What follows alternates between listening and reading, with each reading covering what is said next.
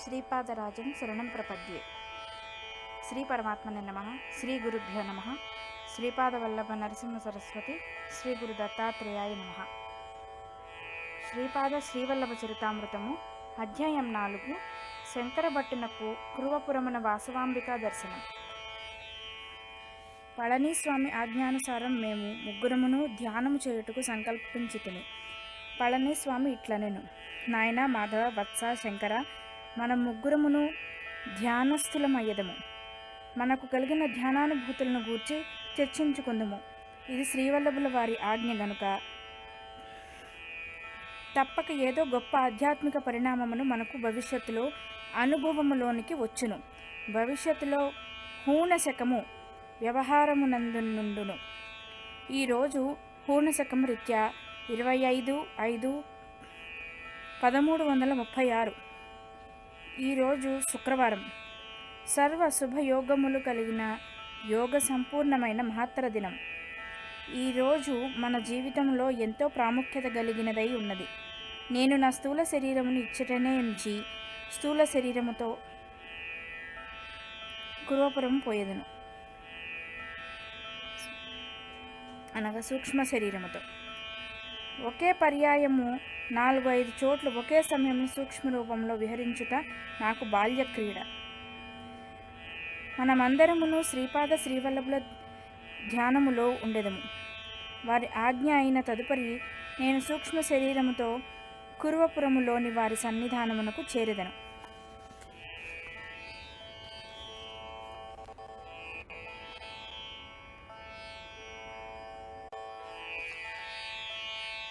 స్వామి అనుగ్రహ సౌలభ్యత విధానము. పళనిస్వామి వారి మాటలు విన్న తదుపరి నాకు వింతగా తోచి, స్వామి మాధవుడు శ్రీవల్లభుల వారి దివ్యమంగళ రూపము దర్శించెను. మీకు సదా శ్రీవల్లభుల వారితో సూక్ష్మ భూమికలలో అనుబంధమున్నది. మరి నాకు వారి నామమే గాని రూపం తెలియదు కదా, నేను వారిని ధ్యానించుట ఎట్లు అని వారిని అడిగితిని. అందులకు పళనిస్వామి మందహాసముతో, నాయన, శ్రీపాదుల యందు భక్తి కలిగి ఉండినచో సర్వము సిద్ధించును. కూర్మము తన బిడ్డను విడిచి ఎంత దూరములోనున్నను తన ఆలోచన తరంగములతో బిడ్డను కాపాడును. మార్జాలను తన కిశోరముల నోటితో పరుచుకొని ఒక ఇంటి నుండి మరి ఒక ఇంటికి కొనిపోవును. కిశోరములకు ఎచ్చట సురక్షిత స్థానం అనిపించునో అచ్చటనే వాని నుంచును. అట్లే తొలుగొలుతు శ్రీపాదుల వారు తమ భక్తులను కూర్మ కిశోర న్యాయమున పాలింతులు. కొంత పరిణితి సాధించిన తదుపరి మార్జాల కిశోరాన్యాయమున భక్త పాలనము చేయుదురు. తదుపరి మర్కట కిశోర న్యాయమున భక్త పాలనము జరుగును. ఇందు కిశోరమునకు తన తల్లిని ప్రయత్నపూర్వకంగా అంటి పెట్టుకునవలసిన అవసరం ఉన్నది. ఇంకనూ పరిణితి సాధించిన పిదప తల్లి చేప వెంటబడి స్వేచ్ఛగా పయనించు పిల్ల చేపల వలె భక్తులుందురు. నీవు ధ్యానమున కూర్చున్నప్పుడు వారే నీకు దర్శన భాగ్యమిత్తురు. శ్రీవల్లభులు అతి ముఖ్యమైన భవిష్య నిర్ణయము ఏదో చేయదలిచి నన్ను సూక్ష్మ రూపములో ఈ మహత్తర దినమున కురువపురము రమ్మని సెలవిచ్చిరి. ధ్యానములో వారి ఆజ్ఞ ఏ క్షణమున అగునో ఆ క్షణమునే కురువపురం పోయేదను. అచ్చట ఏదో మహత్తరమైన సంఘటన జరగబోచున్నది. అది కనులారా గాంచుడి మహత్తరమైన అవకాశమును శ్రీదత్త ప్రభువులు దయచేసిరి అని పరికి వారు ధ్యానస్థులైరు. తదుపరి నేనును మాధవును కూడా ధ్యానస్థులమైతిని. ఈ రకముగా ధ్యానము 10 గడియల కాలము జరిగినది. అందరమును ఆశ్చర్యముగా ఒకే పర్యాయం ప్రకృతి స్థలమైతిని. ధ్యానాంతరము శ్రీ పళనిస్వామి మహోల్లాసముగా కనిపించిరి. నేనును మాధవుడును శ్రీ స్వామి వారిని తమ ధ్యానానుభూతిని గూర్చి చెప్పమని ప్రార్థించితిని. దానికి వారు చిరునవ్వులు చిందిస్తూ ఈ విధముగా సెలవిచ్చిరి: శివశర్మ గాథ, శ్రీపాద శ్రీవల్లభుల చింతన ఫలితము. ఈ కలియుగమునందలి జనులకు ఎంతటి మహద్భాగ్యము! కురువపురము గ్రామము చాలా చిన్నదైనను అచ్చట శ్రీపాదుల వారి యొక్క మహత్తును గమనించిన వేద పండితులు, సద్బ్రాహ్మణుడు అయిన శివశర్మ అని అతడు తన భార్య అంబికతో కురువపురములోనే నివసిస్తూ ఉండేవాడు. వారిదే కురువపురమునందలి ఏకైక బ్రాహ్మణ కుటుంబము. ప్రతిరోజు అతడు దీవిని దాటి వచ్చి బ్రాహ్మణోచిత కార్యములో ధనార్జనము చేసుకుని తిరిగి కురువపురం చేరేవాడు. అతడు కాశ్యప గోత్రీకుడు, చాలా గొప్ప పండితుడు, అనుష్ఠానపరుడు, యజుర్వేది. శివశర్మకు కలిగిన సంతానము స్వల్పకాలములోనే నష్టమగుచుండెను. ఎట్టకేలకు ఒక్క కుమారుడు మాత్రమే నిలిచెను. దురదృష్టవశమున అతడు జడుడు, మందబుద్ధి గలవాడయ్యను. నిష్ప్రయోజన సంతానం వలన కలిగిన దిగులుతో శివశర్మ చిక్కి శల్యము కాజొచ్చెను. ఒకనాడు శ్రీవల్లభుల సమక్షములో వేదమును పఠించు అతను మౌనముగా నిలుచుండెను. శ్రీస్వామి మందహాసముతో అతని మనసులోని దిగులను గమనించి ఇట్లనెను: శివశర్మ, ఇతర చింతలను మరచి నిరంతరమును నన్నే ధ్యానించు. అట్లు ధ్యానించు వారికి నేను బానిసను. నీ అభీష్టం ఏమిటో తెలుపమనెను. అందులకు శివశర్మ, స్వామి, నా కుమారుడు నన్ను మించిన పండితుడు వక్త కావాలనని అపేక్షించితిని. నా ఆశలన్నీయును వమ్ము ఆయను. నా కుమారుడు పరమసుంఠ అయ్యను. ఘటన సమర్థులకు మీకు వానిని పండితునిగాను ప్రయోజకునిగాను చేయుట కష్టసాధ్యమైన విషయం కాదు. తదుపరి తమ చిత్తం అనెను. అందులకు శ్రీపాదులు, నాయన, ఎంతటి వారికైనను పురాకృత కర్మఫలము అనివార్యములు. సృష్టి అంతయును అనుల్లంఘనీయమైన శాసనమునకు లోబడి నడుచుచున్నది. స్త్రీలకు పూజాఫలముగా భర్త లభించును, దాన ఫలముగా బిడ్డలు కలుగుదురు. ఎల్లప్పుడూ సత్పాద్రదానము చేయవలెను. యోగ్యులు కాని వారికి దానము చేయటం వలన అనిష్టములు సంభవించును. సద్బుద్ధి కలవానికి అన్నము పెట్టినచో వాడు చేయు పుణ్యకార్యముల వలన కలుగు పుణ్యములో కొంత భాగము అన్నదాతకు వచ్చును. దుర్బుద్ధి కలవానికి అన్నం పెట్టినచో వాడు చేయు పాపకర్మల వలన కలుగు పాపములో కొంత భాగము అన్నదాతకు వచ్చును. దానము చేయనప్పుడు అహంకారరహితముగా చేయవలెను. అప్పుడు మాత్రమే అది సత్ఫలితములను ఇచ్చును. పూర్వజన్మ కర్మ విశేషమున మందబుద్ధుడు ఆయను మీ కొడుకు. మీ దంపతులు అల్పాయుష్య సంతానము వద్దని పూర్ణాయుష్యు నిమ్మని కోరిరి. పూర్ణాయుష్యును సంగతిని వాని పూర్వజన్మ పాపము హరించి వానిని యోగ్యుడైన పండితునిగా చేయవలెనన్న కర్మసూత్రము అనుసరించి నీవు నీ జన్మను త్యాగము చేయుటకు సిద్ధమైన ఎడల నేను వానిని యోగ్యుడైన పండితునిగా చేసేదనని అనిరి. దానికి శివశర్మ, స్వామి, నేను వృద్ధావస్థలో ప్రవేశించి తిని నేను నా జీవితమును త్యాగము చేయుటకు సంసిద్ధుడను. నా కుమారుడు మాత్రం బృహస్పతి వంటి పండితుడు వక్త అయిన ఎడల నాకు కావలసినది ఏమున్నది అనెను. అంతట ఘటానుఘట సమర్థులైన శ్రీచరణలు, సరే, నీవు అనతి కాలములోనే మరణించగలవు. మరణానంతరము సూక్ష్మదేహములో దీశిలా నగరమందు నింబవృక్ష పాదమున్న నుండు భూగుహలో తపశ్చర్యలో కొంతకాలం ఉండెదవు. ఆ తర్వాత పుణ్యభూమి అయిన మరాఠ దేశమున జన్మనొందగలవు. ఈ విషయమున నీవు నీ భార్యకు ఎంత మాత్రనూ తెలియనీయకము అని ఆజ్ఞాపించిరి. శ్రీపాద శ్రీవల్లభుల భావి జన్మావిష్కరణ. అనతి కాలముననే శివశర్మ మరణించెను. అంబిక తన కుమారునితో సహా బిచ్చమెత్తుకుని జీవిస్తూ ఉండేడిది. ఇరుగు పొరుగు వారు చేయు పరిహాసములకు అంతు లేకుండెను. అప్రయోజకుడైన ఆ బ్రాహ్మణ బాలుడు పరిహాసములను భరించలేక ఆత్మహత్య చేసుకొనదలచి నదివైపునకు పరిగెత్తసాగెను. నిస్సహాయురాయులైన అతని తల్లి కూడా ఆత్మహత్య చేసుకొనదలచి అతని వెంట పరిగెత్తసాగెను. పూర్వపుణ్యవశమున దారిలో శ్రీపాదులు వారు ఎదురై వారిని ఆత్మహత్య ప్రయత్నము నుండి విరమింపజేసి తమ అపార కారుణ్యముతో ఆ మూర్ఖ బాలుని మహాపండితునిగా సంకల్పమాత్రమున చేత మార్చివేసిరి.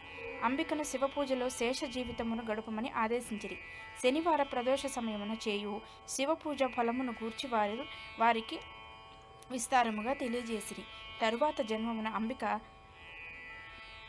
తమతో సరి సమానమైన కుమారుడు కలుగునని వరమిచ్చిరి. అయితే తమతో సరి సమానుడు ముల్లోకముల్లోనూ లేడు గనుక తామే ఆమెకు మరు జన్మమున కుమారుడుగా జన్మించుటకు నిశ్చయించిరి. నృసింహ సరస్వతి జన్మ సంకల్పము. సమస్త కళ్యాణ గుణములకు నిలయమైన ఓ వాసవాంబిక, నీ సంకల్పమే నెరవేరుగాక. నేను ఇంకనూ 14 సంవత్సరములు అనగా ఈ శరీరమునకు 30 సంవత్సరములు వచ్చు పర్యంతము ఈ శ్రీపాద శ్రీవల్లభ రూపముననే ఉండి ఆ తదుపరి గుప్తమయ్యదను. తిరిగి సన్యాస ధర్మము ఉద్ధరించు నిమిత్తము నృసింహ సరస్వతి నామము నుండి ఆ అవతారములో 80 సంవత్సరముల వయస్సు వచ్చి వరకు ఉండెదను.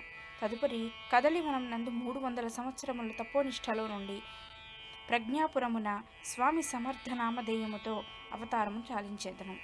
అవధూతల రూపములతో సిద్ధపురుషుల రూపములతోనూ అపరిమితమైన నా దివ్య కళలతో లీలలను మహిమలను చేయుచు లోకులను ధర్మకర్మానురక్తులుగా చేసేదను అని అన్నది.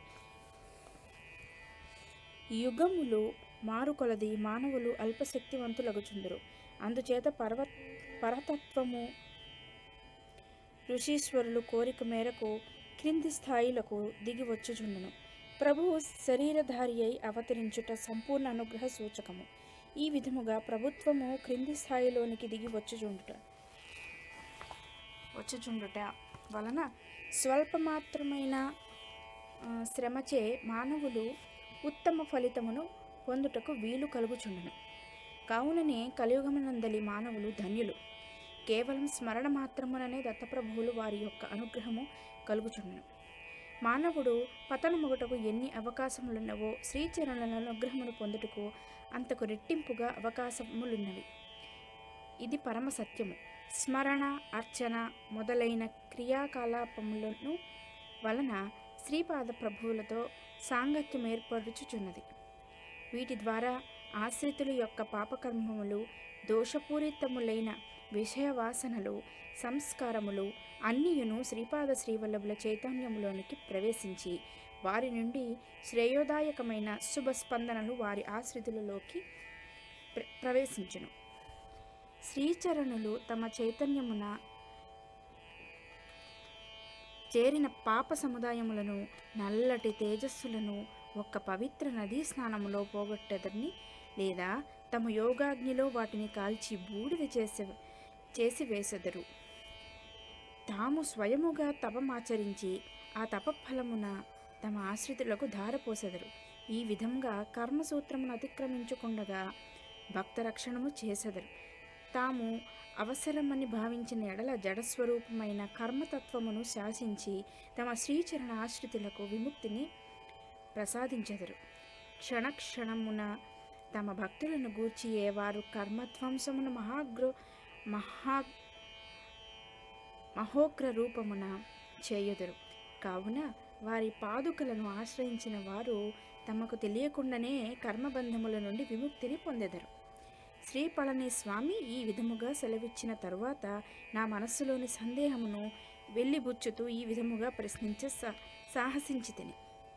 స్వామి, ఏల్నాటి శని వంటివి పట్టినప్పుడు శంకరునికైనా ఆ బాధ తప్పదని వింటిని. గ్రహ సంబంధ బాధలను శ్రీ గురు సార్వభౌములు ఏ విధముగా పారద్రోలెదరో తెలుప ప్రార్థన. నాయనా శంకర, ఖగోళమునందలి గ్రహములు జీవుల ఎడ మిత్రత్వ శత్రుత్వములను కలిగియుండును. మానవుడు జన్మించినప్పుడు వాని ప్రారంధ కర్మకు అనుగుణంగా గ్రహస్ఫుటముతో జనించి ఆయా గ్రహాచారమును అనుసరించి శుభాశుభ ఫలితములు పొందుచుండును. గ్రహముల నుండి వెలువడు సూక్ష్మ కిరణములు అశుభమును కలిగించినవి అయినప్పుడు వాటి దోష నివారణకు మంత్ర, తంత్ర, యంత్రముల వలన ఫలితము కనిపించినప్పుడు జప, తప, హోమములను ఆశ్రయించవలెను. వాటి వలన కూడా ఉపశమను కలుగనప్పుడు శ్రీ గురుపాదుకలే శరణ్యము. శ్రీచరణలు సర్వశక్తి సంపన్నులు. శక్తులలో మంచివి, చెడ్డవి కూడా ఉండును. ఆయా శక్తులు కలిగించు స్పందనలు శుభములను అశుభములను ఒసంగుచుండును. ప్రతి గృహమునకు మానవ శరీరం నందలి కొన్ని ప్రత్యేక భాగములందు ఆధిపత్యం కలదు. గ్రహ బాధలు సంభవించినప్పుడు మానవులు శరీరం నందలి ఏ భాగములందు ఆయా గ్రహములు ఆధిపత్యము కలవో అవి రుజాగ్రస్తమగును. విశ్వ చైతన్యమునందు ఉండి ప్రవహించు సూక్ష్మ స్పందనలను గ్రహించినప్పుడు అనిష్ట ఫలము సిద్ధించును. స్పందనల వలన కలుగు ఆకర్షణ వికర్షణలలో తేడాలు కలుగును. ఇంతదనుకు సజ్జన సాంగత్యము కలిగిన వ్యక్తి దుర్జన సాంగత్యము, నీచ జన సహవాసము, అకారణ కలహములు, బంధువియోగము, కుటుంబమునందలి సభ్యులతో వివాదములు, ఆకర్షణ శక్తి తగ్గుట మొదలైన అనిష్ట ఫలములు కలుగుచున్నను. విశ్వశక్తుల వలన కలుగు స్పందనలు నిరంతరముగా సృష్టింపబడుచుండును. అవి కొంతకాలము వరకు ఆయా మానవులందు పనిచేయుచుండుట స్థితి కార్యము. కాలము శక్తి స్వరూపము. కొంతకాలం గడిచిన తదుపరి ఆ స్పందనలు ఆ మనుష్యుని వీడి విధిరీత్యా ప్రభావితుడు కావలసిన మనుజుని శరీరమునందు చేరును. తిరిగి కాలచక్రమును అనుసరించి ఫలితములు నిచ్చుచుండును. మానవులు దైవభక్తి కలిగి జప తపములు చేసిన ఎడల వాటి తీవ్రత కొంతవరకు తగ్గించబడును. మహర్షులు విశ్వ కళ్యాణమును కోరి వివిధ రకములైన యజ్ఞములు చేయుదురు, తమ తప ఫలితమును ధారపోయుదురు. ఈ ప్రక్రియ వలన విశ్వమునందు ఉద్భవించిన అనిష్టదాయకములగు స్పందనలు మనుష్యుని తరువాత మనుష్యుని పీడించుటకు బదులు అవి ఎక్కడ నుండి ఉద్భవించినవో అక్కడికి చేరును, అనగా మూల బిందు స్థానమునకు చేరును. దీనిని తిరోధానముగా చెప్పవచ్చును. స్వల్పమాత్రము పుణ్యకార్యమును చేసినను విశేష శుభ ఫలితము నిచ్చుటను అనుగ్రహమని అందురు. నాయన, క్రియాయోగ సిద్ధాంతం ప్రకారం సృష్టి స్థితి లయ తిరోధాన అనుగ్రహములకు నీకు వివరించితిని. నీవు ధ్యానమున చూచిన ముస్లిం సాధువుల్లో భవిష్యత్తులో శ్రీపాద శ్రీవల్లభ శక్తి విశేషముగా ప్రవహించును. నింబవృక్ష పాదమున ఉన్న భూగృహములోని 4 నందాదీపములను నీవు చూడగలిగితివి. ఇది అసాధారణమైన విషయము. శ్రీపాద శ్రీవల్లభులు ఏదో మాత్ర ఉద్దేశ్యములో దృష్టిలో నుంచుకొని నీకు అనుభవమును ఇచ్చిరి. దాని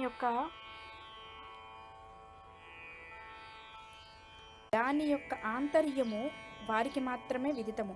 వారి లీలలు చాలా మహత్తరమైనవి, నిగూఢ ప్రయోజనము కలిగినవి, అంతేకాకుండా ఇతరులకు చెప్పకూడనివి, దైవరహస్యములు కూడా అయి ఉండవచ్చును. వారు అనుమతి ఇచ్చిన మేరకు మాత్రమే నేను నీకు వివరింపగలను. సమస్త సృష్టియును శ్రీపాద శ్రీవల్లభుల వారి కనుసన్నులలో మెలగును. వారికి వారే ప్రమాణము, వారికి వారే సాటి. విశ్వనియంత యొక్క విభూతులు, యోగసిద్ధులు, అమేయములు, పరిమాణములకును కొలతలకును పరిమితులకును అందని విషయము. శ్రీ పళనిస్వామి వివరణముతో నా మనస్సు ఆనంద కందడితమైనది. నేను ఉడిపి క్షేత్రము నుండి బయలుదేరినది మొదలు కుర్వపురము చేరుటకు మధ్యలో ఎన్నెన్నో చిత్ర విచిత్రములైన సంఘటనలు నడుచుచున్నవి. ఈ విషయములన్నిటినీ గ్రంథస్థము చేయవలెననియు శ్రీ గురు సార్వభౌములు అనుమతిని పొందవలెననియు శ్రీపాద శ్రీవల్లభుల దర్శనమైన తరువాత శ్రీచరణులను ఈ విషయమై అభ్యర్థించవలెననియు అనుకుంటుని. శ్రీ పళనిస్వామి నా మనసులోని భావాలను అవలీలగా అర్థము చేసుకుని నీ మనసులోని భావాలను అవగతము చేసుకుంటుని. భవిష్యత్తునందలి భక్త జనుల హితార్థము వారి చరిత్రను లిఖింపదలచితిని. శ్రీపాద శ్రీవల్లభుల వారు తప్పక నీ ప్రయత్నమును ఆశీర్వదింతురు అని పలికెను. అంతటి శ్రీపళనిస్వామి మాధవుని తన ధ్యానానుభూతిని గూర్చి చెప్పమని అడిగిరి. మాధవుడు ఇట్లు చెప్పసాగిన. శ్రీపాద శ్రీవల్లభుల జన్మస్థానమున వారి పాదుకలు, శ్రీపాదులు, శ్రీ దత్తాత్రేయులు, శ్రీ నృసింహ సరస్వతుల వారి విగ్రహమూర్తుల ప్రతిష్ఠ. శ్రీ పళనిస్వామి ఇట్లనిరి. నాయన మాధవ, నీవు దర్శించిన శ్రీపాద శ్రీవల్లభుల మాతా మహగృహములో నీలోని సర్వశక్తులను ఆకర్షింపబడిన స్థలము, అనగా శ్రీపాద శ్రీవల్లభుల జన్మించిన స్థలము. అచ్చటి పాదుకలకు క్రిందుగా నున్న పాతాళమునందు అనేక వందల సంవత్సరముల నుండి తపోనిష్టలోనున్న ఋషులు కలరు. నీవు దర్శించిన శ్రీపాద శ్రీవల్లభుల జన్మస్థలమునందు మాత్రమే శ్రీవారి పాదుకలు ప్రతిష్ఠింపబడిన. పాదుకలు ప్రతిష్ఠింపబడిన కొన్ని సంవత్సరములకు అప్రయత్నముగా శ్రీపాద శ్రీవల్లభ చరితామృతం వెలుగులోనికి వచ్చును. నీవు కూర్చొని ధ్యానము చేసిన స్థలమునందు శ్రీపాద శ్రీవల్లభుల వారి పూర్వ అవతారమైన శ్రీ దత్తాత్రేయులు, వారి తదుపరి అవతారములైన శ్రీ నృసింహ సరస్వతుల యొక్క విగ్రహమూర్తులను ప్రతిష్ఠింపబడును. ఆ తరువాత ఆ క్షేత్రములో విస్తారముగా లీలలు జరుగును అని తెలియజేసిరి. అనంతరము శ్రీ పళనిస్వామి కొంతసేపు మౌనము వహించిరి. మా గుహకు దగ్గరలోనే ఉన్న నవ యువకుని శవమును బయటికి తీయమని చెప్పిరి. శవము బయటికి తీసిన తర్వాత ప్రణవమును ఉచ్చరించసాగిరి. శ్రీపాదరాజం శరణం ప్రపంచి అని ఘోషతో వ్యాఘ్రేశ్వర శర్మ అరుదించెను. శ్రీ పళనిస్వామి నవయువకుని శవములో ప్రవేశించింది. అంతటా వయోభారము చేత శిథిలమైన ఆ పళనిస్వామి వృద్ధ శరీరమును సమీపస్థమైన నదిలో పారవేయుటకు వ్యాఘ్ర రూపంలో నున్న వ్యాఘ్రేశ్వర శర్మ తీసుకుని పోయెను. నూతన శరీరంలో ప్రవేశించిన పళనిస్వామి ఇట్లా ఆజ్ఞాపించిరి: మీరు తక్షణము ఇచ్చట నుండి పోవలెను. నాయనా మాధవ, నీవు నీ విచిత్రపురమునకు పొమ్ము. నీవు నీ సూక్ష్మ శరీరములో పీఠికాపురంలోని పుణ్యవంతులను దర్శించినావు. ఈ జన్మకు నీకు ఇది చాలును. నాయనా శంకర, నీవు తిరుపతి మహాక్షేత్రమునకు పొమ్ము. మాధవ, మీకు శ్రీపాద శ్రీవల్లభుల అనుగ్రహము కలుగును గాక. అంతటా మాధవుడు విచిత్రపురము వైపు, నేను తిరుపతి వైపు ప్రయాణమైతిమి. శ్రీచరణుల లీలలకు అంతెక్కడ. శ్రీపాద శ్రీవల్లభులకు జయము జయము.